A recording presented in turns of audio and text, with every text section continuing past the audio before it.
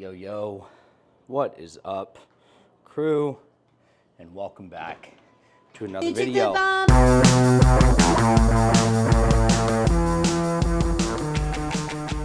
I hope you are all having an amazing day so far. And if you're watching this video, you have probably seen, let me turn that off. If you're watching this video, you've probably seen some of the updates on the plunge and really all the happening with that. Looks like my neighbors have some construction or renovations going on today. Stoked for them. Oh boy. I'm really grateful that the past couple days I've gotten solid sleep and solid rest, and this has been a journey for quite some time.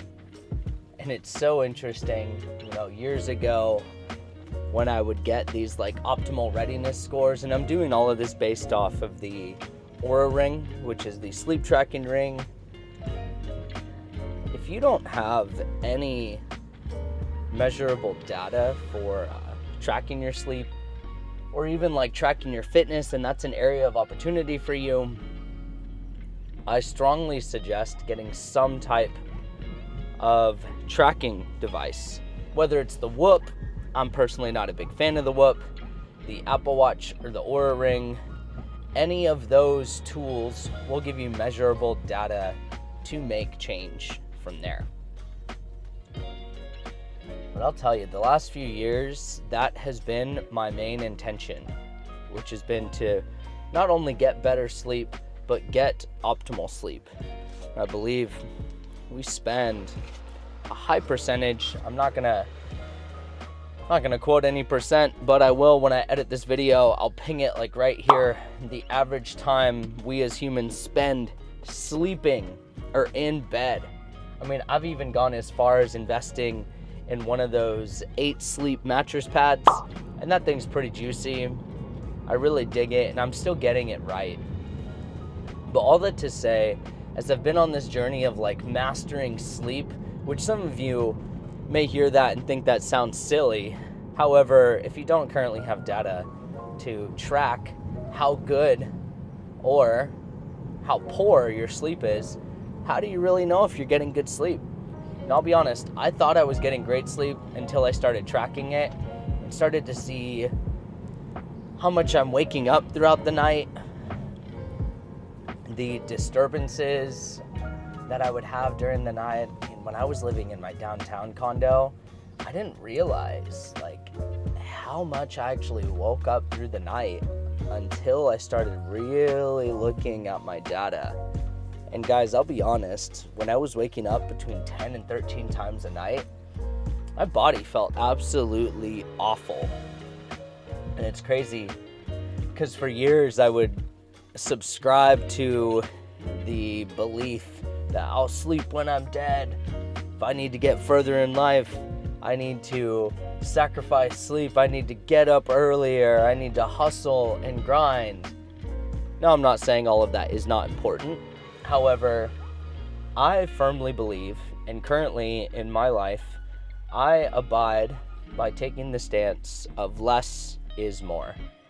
Now, I'm very regimented in what I do, when I do it, and why I do it. And it's taken years to get here.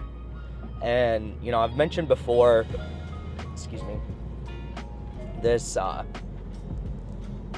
morning growth formula that I do first thing in the mornings.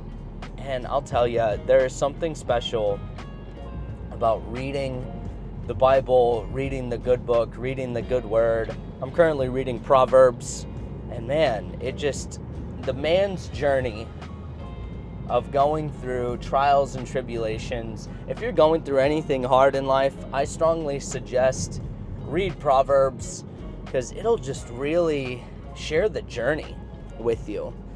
And I'm also reading this book that was mentioned from my buddy. He recommended this book called 177 Mental Tough Secrets of the World Class. And man, it is such a great book. I've been reading 1 page per day and journaling on the action step and prompt that it gives. And man, one of the things that it shared was to check delusion at the door, and how commonly those that are middle class believe most of the time that they're working much harder than they really are. And they most of the time believe they deserve much more than they're actually getting. However, the world class check delusion at the door. And so the action step was, where in my life am I not checking delusion? Are my current habits, actions, and behaviors in alignment with the world-class standards that I'm trying to push forward and model? And it gives you a lot to think about. And with that being said, I strongly suggest give yourself the opportunity today to maybe dive into that prompt. And if you haven't checked it out yet, check out the book. It's great on Audible. However, I personally enjoy having a physical book in my hand, so you can get it on Amazon. I'll tag it right here just so you know what it looks like. But it is by Steve Siebold. I've suggested it to a few clients I'm working with, and actually I'm currently doing a 4-part series on the book itself and really modeling world-class leaders. Now, I don't know about you guys, we've got a little over 30 days left in 2023, and man, this was a fucking year. This year brought me through the ringer and really showed me what I was made of, and I'm a lot stronger than, I don't want to say than I realized, but I'm a lot stronger than I give myself credit for. Now, I need to give credit where credit is due, to myself. I can tell you that everything I've planned with 2024, it's going to be a huge year. I have some big things that I'm putting in place. And with that being said, I invite you to ask yourself, where in your life are you playing small? Where in your life are you stuck in complacency? And where in your life are you too comfortable? Because I'll tell you, discomfort is the cost of admission to the meaningful life that we're all seeking. And with that being said, I appreciate y'all being here, and I hope you have an amazing day. You took the bomb.